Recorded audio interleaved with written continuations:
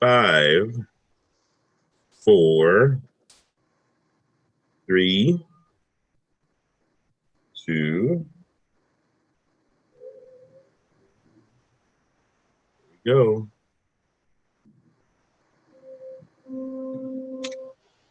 All right. Welcome, everybody. Welcome. I'm going to give it a second here. Just got to make sure we're being broadcasted. But again, today we have Fara Finkelstein, and she is going to talk to us today about how to hit our target market. For those of you who are entrepreneurs, you have your own business, you have a friend that has his own business, you know someone whose online business isn't doing so well. Well, you need to get them on the line right now because Farah is going to tell us how we can hit our target market. Oh my goodness. You really want to get everyone that you know on the line right now. If you know that they have their own business, you'll be doing them a favor. All right. So I'm going to give you even a second to share this video, share this link with your friends and your loved ones, because it will really help them get to the next level of their business. Yep, we are still in Financial Empowerment Week. And we also want to thank our sponsor, Tom Estes from Allstate. Thank you, Tom. I really appreciate it. You will see his number pop up throughout the programming. Make sure if you want a good price on your home or auto insurance, you give him a call. All right. And he will definitely help you with that. So, Farah, welcome back. All right. Thank you. Just tell the folks a little bit about yourself in case they missed the last program. Sure, absolutely. So, my name is Fara. I am a digital marketing consultant. I work for a company called Reach Local, and we are part of the Net USA Today network. So that's a little bit about, I've been doing this for about 8 years. I love helping my clients understand and teach them what is going on in the digital space. And last week I spoke about more of the web presence and really that the direct advertising, people looking for what you do, they don't know where to go, be there, be present, what we could do now and how COVID is kind of changing our whole digital landscape. So today I'm going to talk about something a little bit different, and it's called targeted display advertising. And I'm going to share my screen with you.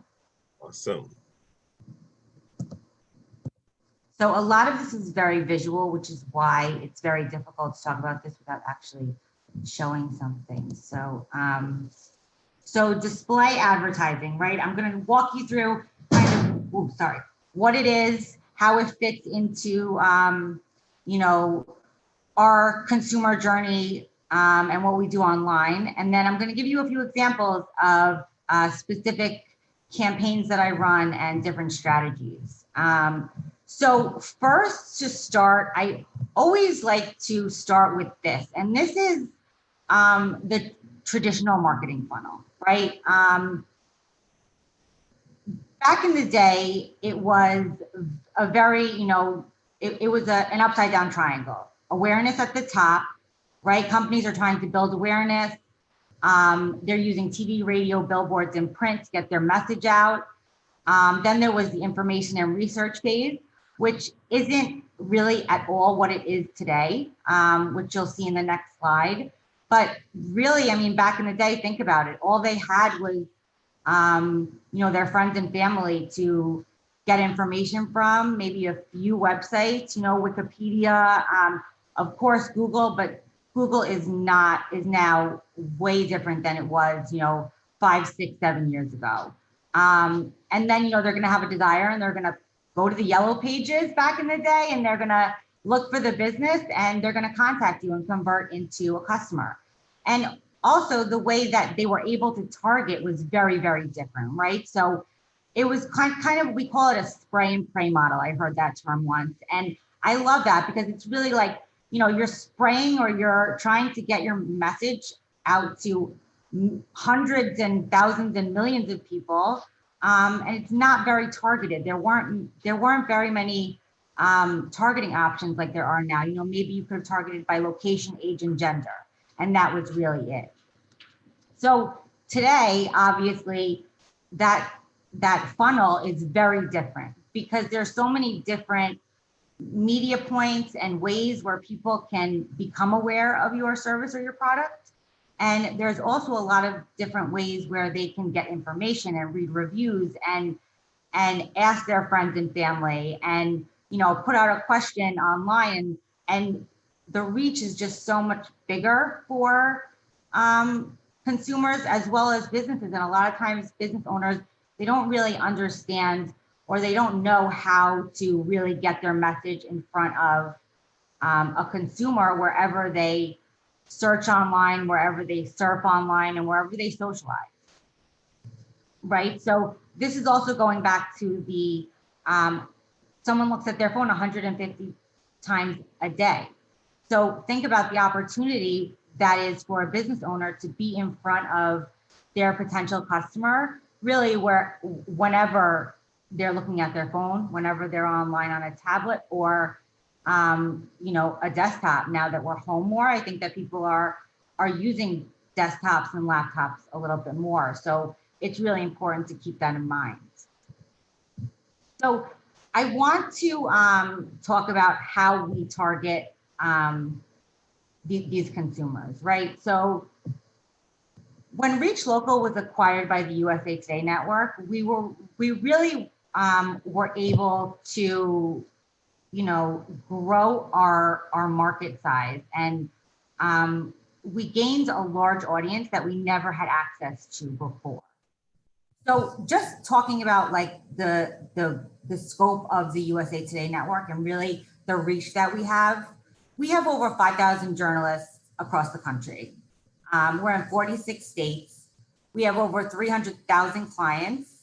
We reach about 1 in 2 US adults, and our news sites get over 175 million unique visitors every single month, right? So that is a huge amount of data that we have on our customers and our readers and what they're doing online from the beginning of their, research and awareness phase to the end of their journey where potentially they turn into a customer. Our audience on the USA Today Network is pretty affluent. And when I say affluent, I mean our audience has a 14% higher income than the general population. 67% of our readership is employed.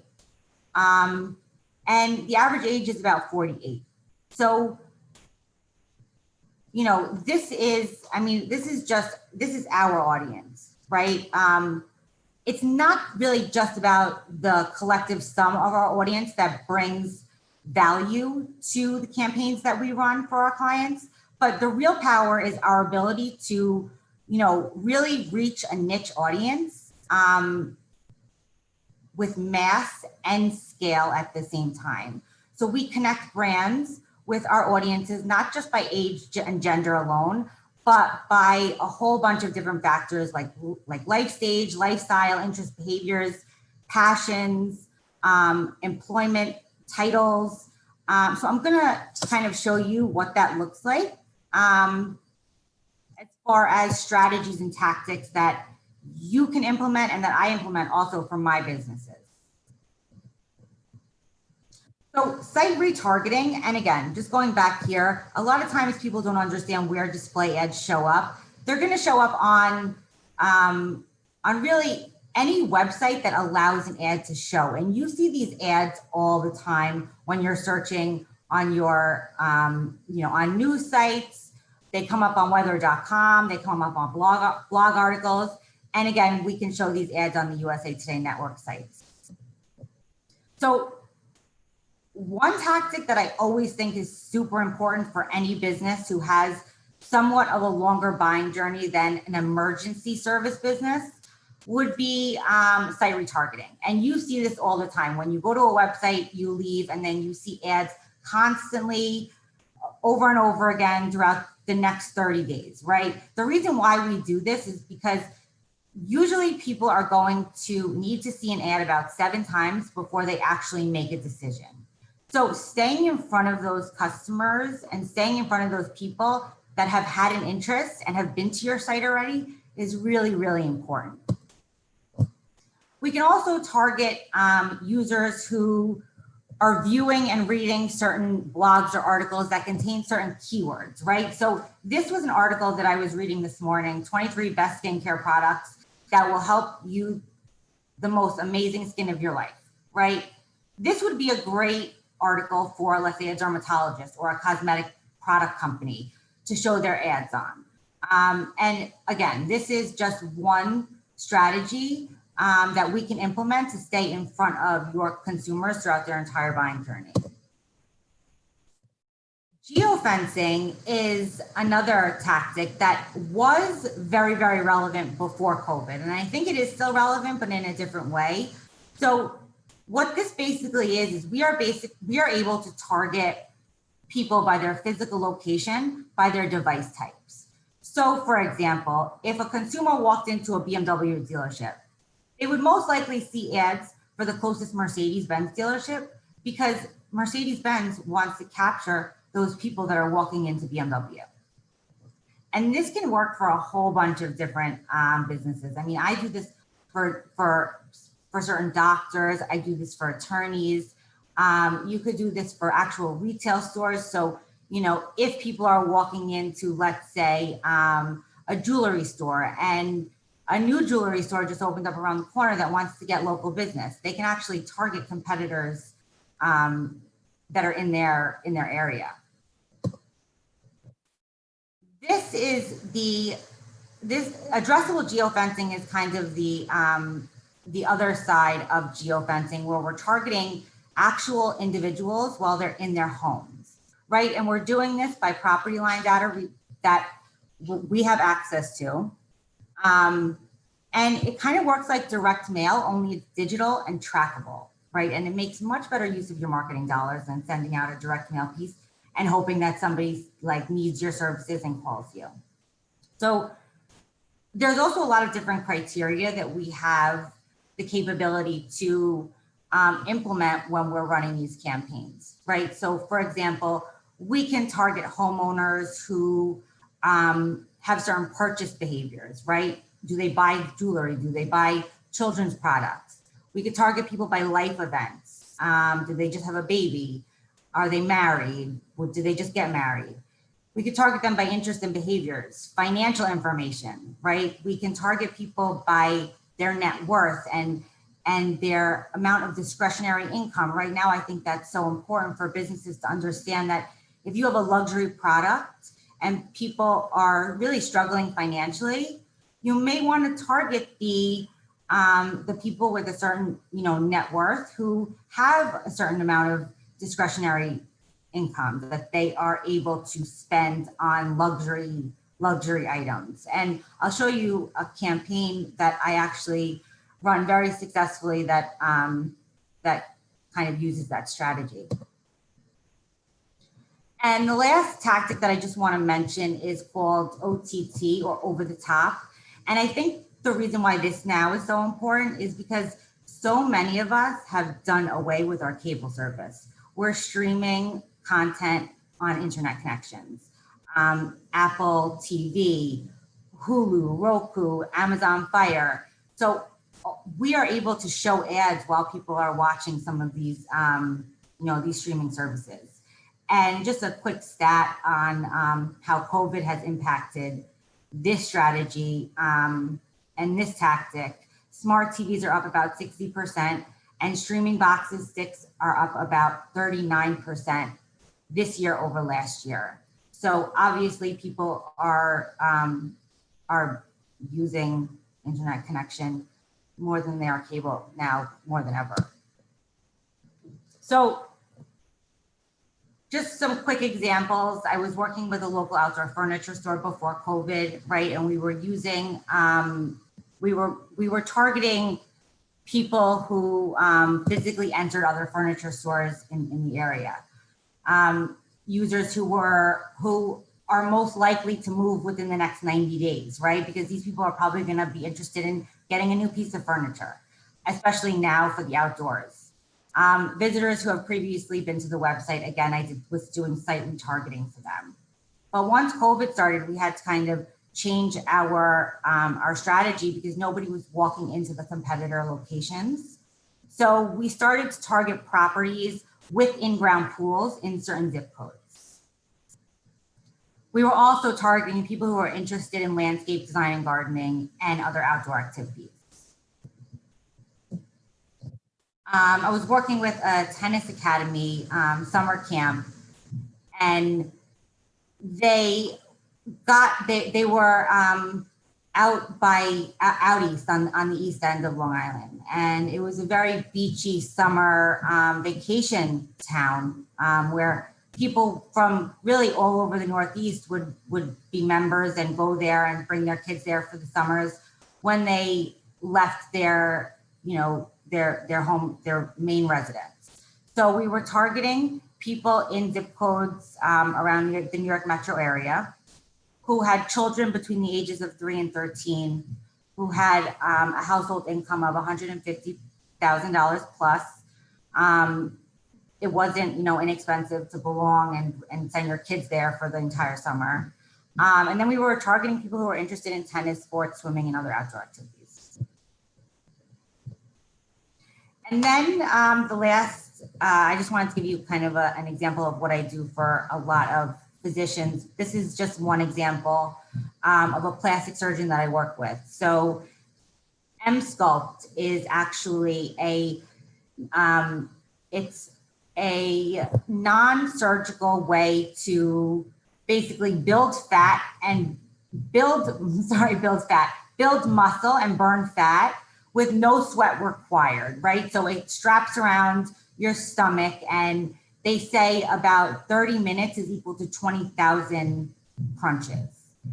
So this is a machine that a lot of plastic surgeons now offer to their patients. So when a client that I work with first got the machine, we decided it wasn't a very known machine yet, and it wasn't a very known procedure or treatment, if you want to call it. So we were targeting women between the ages of 30 to 50 who were interested in fitness and weight loss, who were interested in liposuction, right? Because they may also be interested in this after they have that procedure done. And it wasn't an inexpensive 30-minute treatment. So we were also targeting people with a higher discretionary income than the general population. So these are all just ideas, and I try to really be creative, especially now more than ever, because we're doing things so differently, and we really have to try to, again, adapt to all the changes that are going on. We are not able to see ads like we used to when we went to work every day on the highways and, on the radio, and so it gives us all a reason to kind of look at the positive side and know that there is always a way to, generate new business even if you're not really familiar and sure of what to do and how to do it. That's why people like me exist. That's why companies like mine, like the USA Today Network and Reach Local, are here really to just help you understand and come up with the best strategy for the right time. So with that, I will pause and stop and see if there are any questions.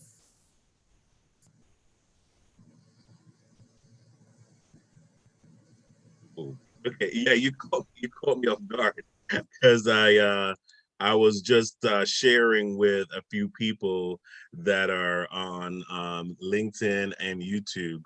And listen, this is amazing information I because hope so. I hope it was yeah, helpful. but because look, I mean, I don't think that a lot of times the things that we have as common knowledge is first information for a lot of folks.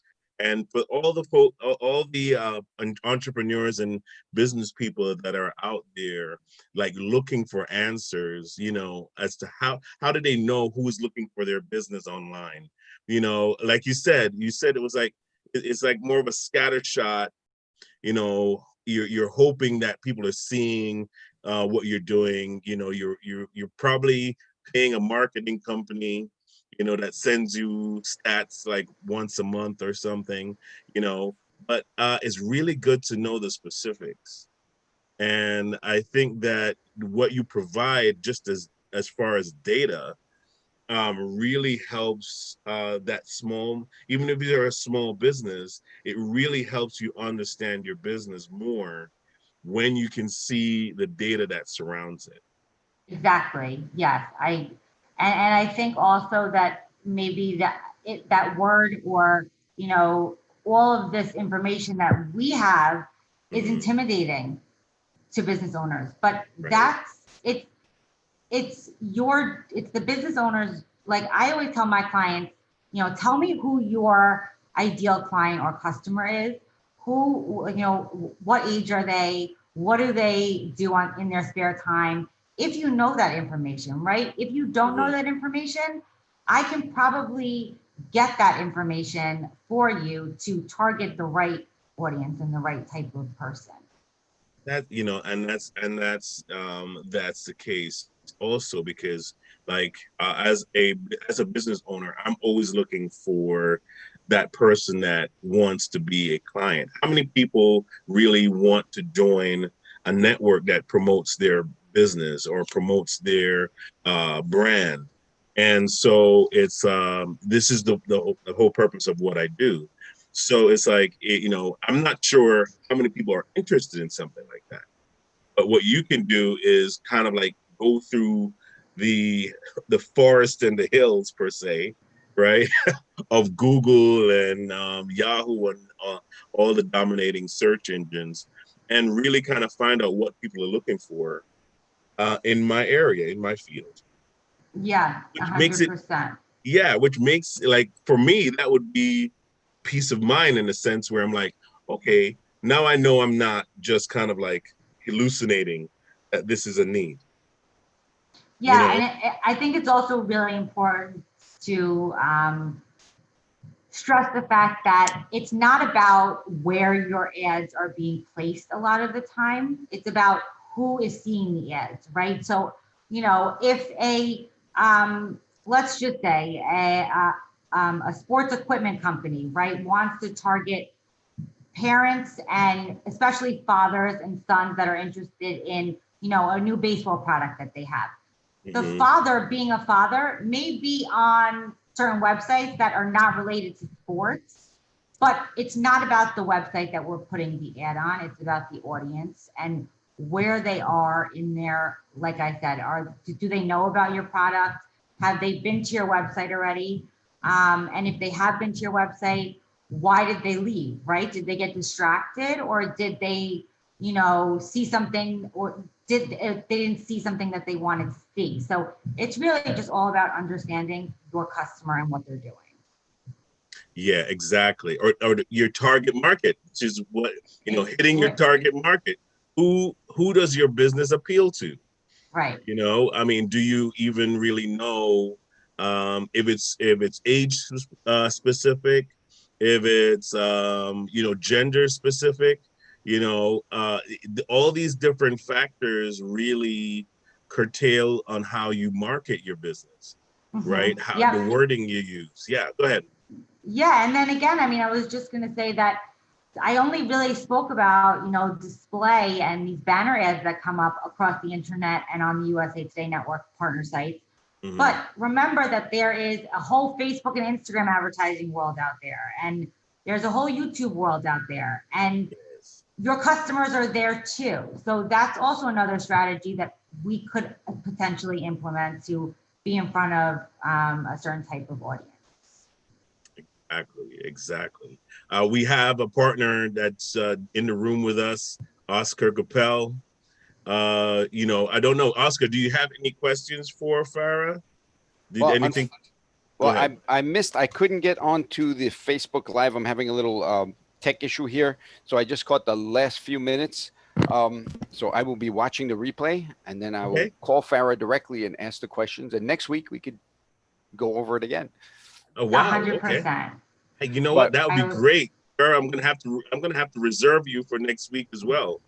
okay. see, You I'll know, that come was a back. cheap I'll ploy come to back get next Farah week. to come back. You see? I'll yeah. come back next week. So And again, I always say, even if now is not the right time, I understand that a lot of business owners are struggling with finances and advertising might not be, at the top of their priority list.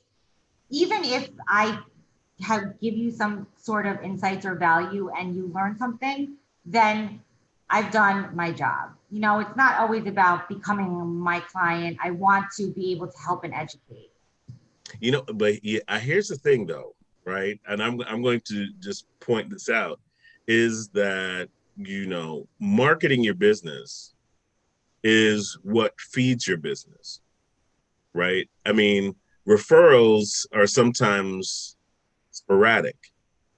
And so sometimes you may get them and sometimes you may not, right? And so you need to have that agent that is constantly working for you to kind of generate new business, especially if your business is now went from storefront to being an online business. I mean, I've been watching the news, and a lot of places, a lot of restaurants have gone from being a sit-in restaurant to a delivery restaurant, right? And so now they have to be aware of what is my demographic, because I was used to the customer walking by my restaurant, walking in, buying a sandwich, walking back out. And I had traffic on street traffic to generate business. Now I'm waiting for somebody to call me to order a sandwich or order coffee and something else. So now I need to know what my traffic is online. Who's looking for my store, on the internet. Yep. And to the other display side of that, right? Mm-hmm. It's not only about who's looking for your store, but who can I get to know that I exist, Exactly. right? Wow. Yes. And Yes. how can I, target every single person that lives within, 2 miles or this zip code that I'm in. Right. So that's the other That's the part other of it. caveat. Yeah. Yeah. Wow. Thank you so much, Farah. Thank you for coming Thank you for on. having me again. Wow. I am so And I will excited. come back next week. And Yeah.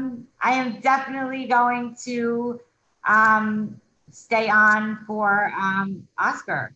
Yeah, absolutely. Absolutely. Please do that. Oscar, it's your court. It's in my court. Thanks so It's in much. your court. Sarah, Farah, one thing that I heard yesterday, which is really, it was really wild. It's who's letting your customers down. So your competition, somebody in your competition is letting your customers down. That's another way to look for business. It's like, this is why we are better than X, Y, and Z, because they have not come through with what they promised. So that was another something I picked up, a little marketing thing the other day. Yeah, and I mean, then against that point, targeting and target. I mean, I don't know if you heard this because you weren't on the call, but you could target your competitors' locations Oh, and have and get steal some their customers. Steal their customers, but it's not personal; it's business. It's So I'll leave it at that. yeah. listen, Coke and Pepsi have been at it forever, trying to steal each other's customers. So it's not, I know. we're not reinventing the Listen, wheel here. I know. but that's the Yep. that's the principle of competition. It's Right. supposed to make you better, right? Yes. Yeah. Competition is greases your mind to say, well, I can't stay stuck because my competitor might get ahead of me. So you dig in and you start finding ways to improve, and that's how Apple came about, right? Yeah, I mean, and it's again the competitiveness is what makes the internet, and what makes us all so busy and fragmented. because there's so Yes, much competition. So you just have to absolutely. Grant be in Cardone. your, Grant Cardone says, "Don't compete, dominate. There you Find go. out how to dominate in your area." He says, "Forget about competition. Competition is for the middle people. Like you want to dominate. You want to be the Amazon." Mhm. But you You know, have to compete in order to dominate. yeah. Yeah, it's like when you're dominating, that means that you've graduated. You know, Then you it's have no almost like competition. right. It's like right. when your business has reached like this plateau, and you're like, uh, who am I competing against? Right. Nobody. Yeah. I want my competitors to just see taillights and dust. That's it. It's just I mean, you'll go. It's like Amazon and Walmart right now. right. It's like, who do I shop with? Amazon or Walmart? Amazon or Walmart? Yep. There's really nobody else in that stratosphere that you could say, yeah, I want to fight with these guys. But I mean, they were all at one point competing against each other. The top five, I was just the top two. you And you know, talk, and again, talk about domination. There was a time when Kmart was a lot bigger than Walmart. right, right. And the article was like, poor Walmart is trying to compete with giant Kmart. Mm-hmm. A couple of years later, it's complete domination. Are there Kmart any who? Kmart's less? Yeah. Are there any Kmart's around anymore? I don't know. I've Yeah, never seen one. I haven't seen one either. I I think I haven't saw one the other day, in a And somewhere. picture. Target's I love Target. Yeah. I love Target. Target's in there too. Yeah, absolutely. But go ahead, do your presentation, Okay, Oscar. let me get Uh, my where how am do I I, here? I'm gonna stop No, my no, video. you can stay right there. You don't worry about Oh, it. okay. Okay, I'm gonna have to share screen because I got the PowerPoint. Yeah, go ahead, do your thing. Um, Oh, um, wait, one second, one second. I might have I to give love, you the love, powers. Okay, love. there you go. I have the power. Yes. There we go. Okay, so I'll be there. Share slideshow from slideshow. Come on. Hello. There we go. Current slide. Okay. So yes, we'll be starting right now. Real quick before I get into how I became a certified identity theft risk management specialist. Way back in my former life, I was a dental technician, and dental technology is a very stressful job. And that's one of the things we are going to be talking about later on, stress and how to deal with stress. So way back when I was dental technician, I was there for 38 years. Actually moved the lab out to Costa Rica for a while. Competition was getting really, really crazy. And I had a great job, good salary, a lot of benefits, except for one thing. And 40 million people found out in March the same thing. Job security there's no such thing as job security. And the place I was working with went bankrupt. So a lot of people are finding themselves in a situation. What do I do now? I need another job. I need to do something. One thing people can do is start businesses on their own. And this Mike Malio, I know about, went from homeless to millionaire doing recycling of metal. So we are in an era now that is called the gig economy. So you're finding ways to build income out of your, become a phoenix, rise from the ashes, as Phil says. So I was on TV and we talk about cybersecurity. And one of the things I talk about in Legal Shield and ID Shield is the problem with cybersecurity and identity theft. Most people think this is what identity theft look like. Some guy in his mother's basement trying to hack into your records. This was true way back when this was the latest cell phone that you could buy. So identity theft now is totally different. We are looking at a worldwide identity theft with breaches coming from state-sponsored terrorists because they have 24-hour, they're paying people 24-hour to hack into everything that we have. I believe the Pentagon gets 60,000 hacks attempts per day. So there is no business that is safe from identity theft and from hackers. Way back when we had the Equifax breach, we have 325 million people living in the country, and there was 147 million records taken in that breach. And we thought that was the end of the world. We had victims that would be looking over their shoulder for the rest of their lives. And that was the big headlines. And let's go back to last year. Last year, one hack was 1.2 billion, and the total for the year was 15.1 billion. 15.1 billion records. So we can do the math. How many times does 325 million go into 15.1 billion? So when people say my identity, yeah, I'm fine, mine won't be stolen. The sad fact is all of our information has been stolen several times and is out there on the market being sold. And that's when we find out about it, when there's an alert. So the other thing I tell people is identity theft is not just financial. We're looking at passports, social security numbers, driver's license. Any number that identifies you is stolen and is sold on the dark web.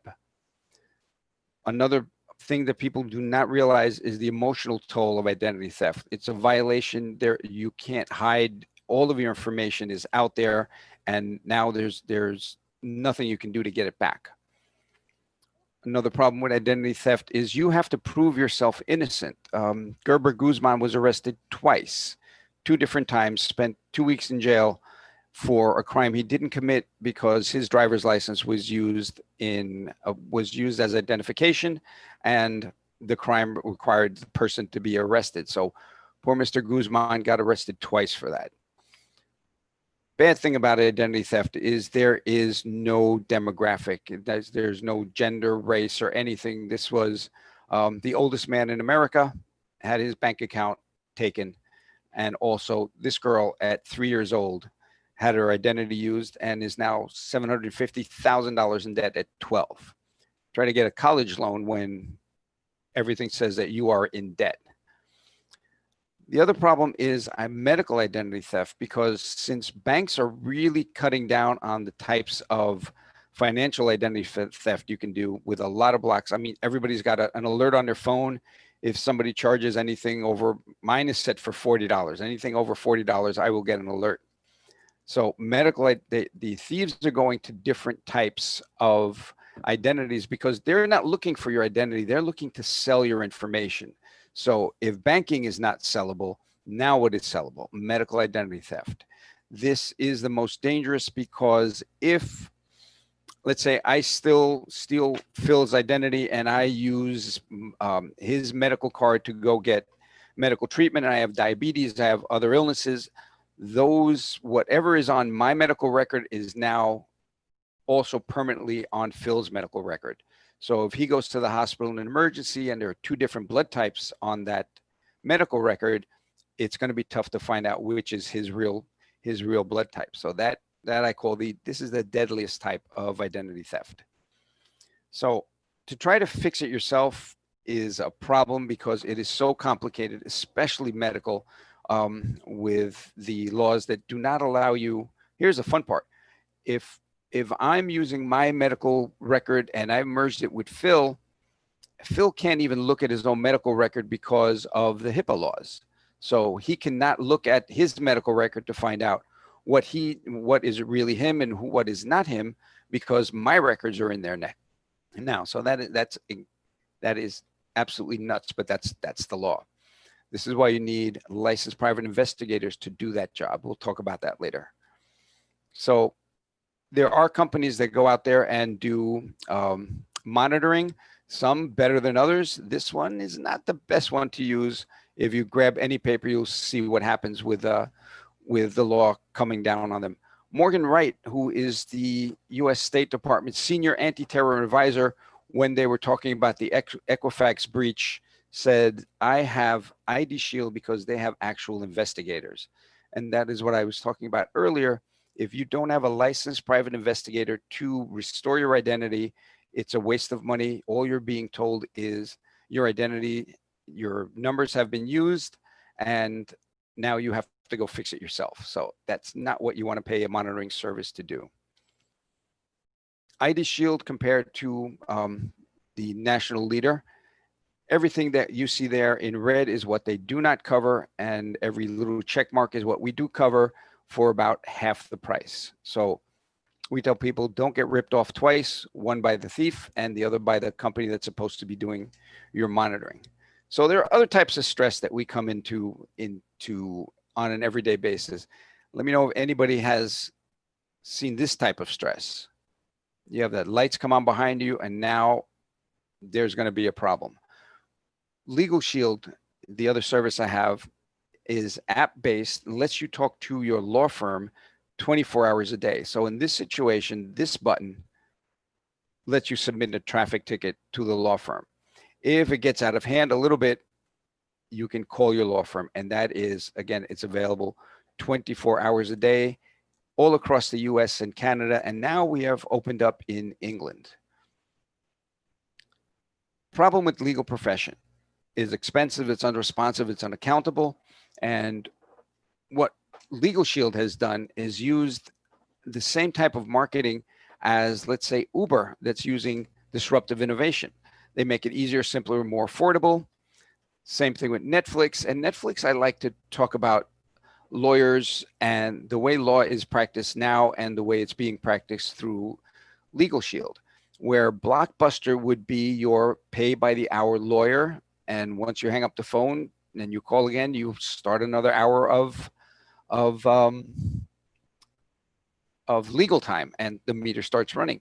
Netflix says, hey, if you give us whatever their monthly subscription is, we will let you watch any movie anytime you want, as often as you like, without having to repay for that movie. So that is exactly what Legal Shield does.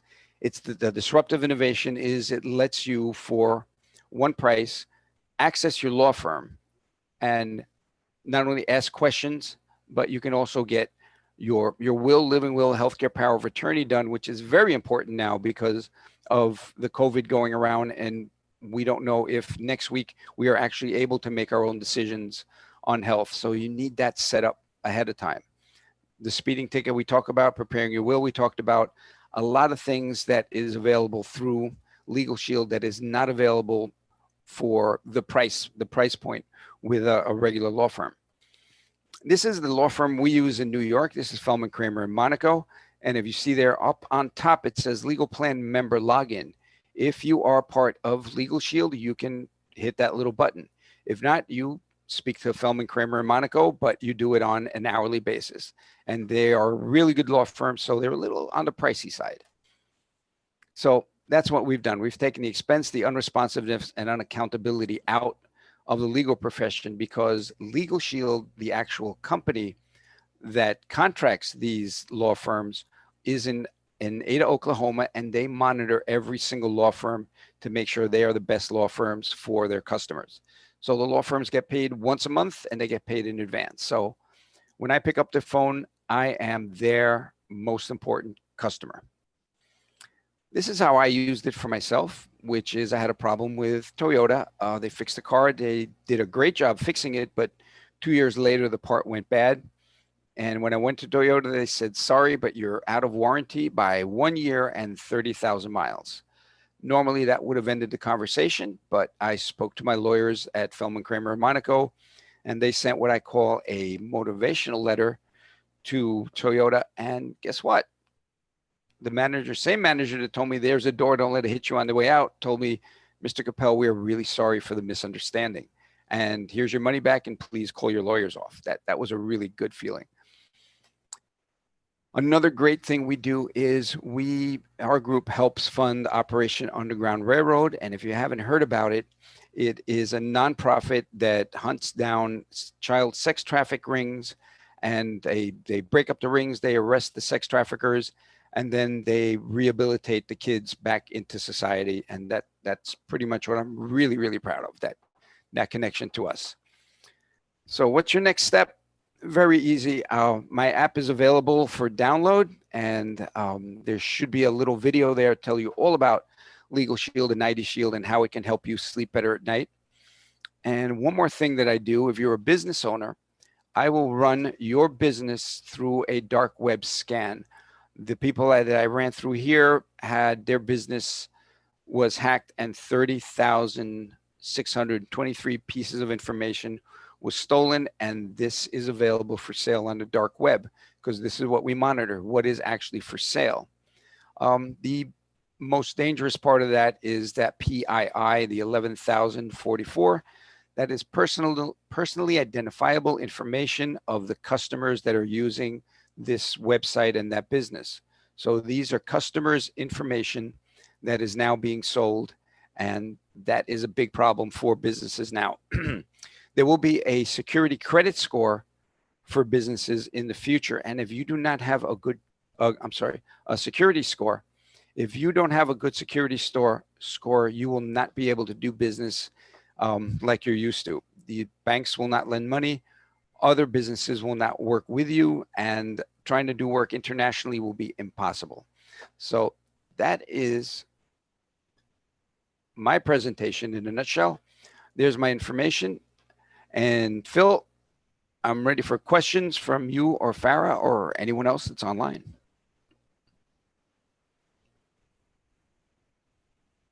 That's amazing. Thank you so much.